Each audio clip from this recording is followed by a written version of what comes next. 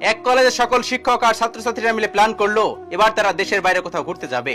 তারা অনেক ভেবেচিন্তে সিদ্ধান্ত নিল যে তারা এবার সিঙ্গাপুরে ঘুরতে যাবে। তারপর প্ল্যান অনুযায়ী সকল কার্যক্রম রেডি করা হলো।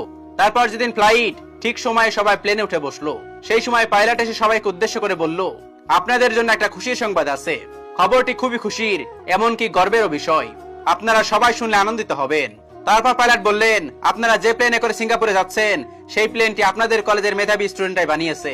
এই কথা শোনা মাত্রই প্লেনে থাকা সকল শিক্ষক তাড়াহুড়া করে নেমে পড়লেন।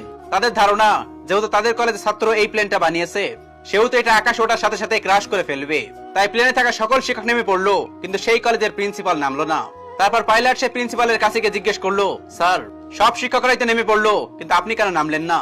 তখন প্রিন্সিপাল বললেন, আমার বিশ্বাসটা ওদের থেকেও শক্তিশালী।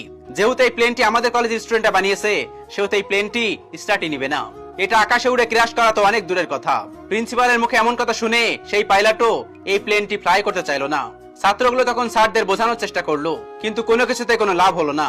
পাইলটকে অনেক বোঝানোর পর তারপর সেই প্লেনটি তারা ফ্লাই করলো, এবং সেই প্লেনটি কোনো দুর্ঘটনা ছাড়াই সিঙ্গাপুরে পৌঁছে গেলেন। এবং তারা ঘুরে ফিরে আবার ভালো মতোই সেই দেশে ফিরে আসলো। তারা দেশে ভালোভাবে ফিরে আসার পরে সেই শিক্ষকগুলো আফসোস করতে লাগলো আর ছাত্রদেরকে নিয়ে গর্ব করতে লাগলো। বলতে লাগলো, এই নয় আমাদের শিক্ষায় শিক্ষিত ছেলে মেয়ে, অথচ তারাই কিন্তু ফার্স্ট টাইম বিশ্বাসই করেছিল না। তারা ভেবেছিল এই প্লেনটি চলবেই না। এই গল্পটি কিন্তু ভীষণ শিক্ষণীয়। গল্পটি সবার সঙ্গে মিলে যাবে, কম বেশি সবার সঙ্গে মিলবে। আমরা যখন কিছু করতে চাই তখন সর্বপ্রথম আমাদের আশেপাশের মানুষগুলো আমাদেরকে বিশ্বাস করে না। প্রথমেই তারা আমাদেরকে বলে, তোরা এটা পারবি না, তোদেরকে দিয়ে হবে না, তোরা এগুলো বাদ দে। সবাইকে দিয়ে সবকিছু হয় না। আপনার কাছের মানুষগুলো আপনাকে বাজে মন্তব্য করে থামিয়ে দেওয়ার চেষ্টা করবে। তারা আগে থেকে গ্যারান্টি দিয়ে বলে দিবে আপনাকে দিয়ে কিছুই হবে না। তখন যদি আপনি তাদের কথায় কান দিয়ে থেমে যান তাহলে আপনি হেরে যাবেন।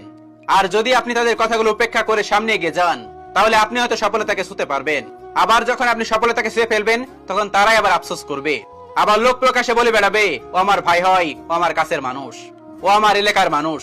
পৃথিবীর সকল সফল মানুষের কাছে গিয়ে জিজ্ঞেস করুন, তারা যখন শুরু করেছিল তখন তাদের কাছের মানুষগুলোই বলেছিল, তুমি এসব পারবে না, তোমাকে দিয়ে সব হবে না। কিন্তু তারা থেমে থাকেনি, তাদের লক্ষ্যকে ঠিক রেখেছিল, যার কারণে আজকে তারা সফল।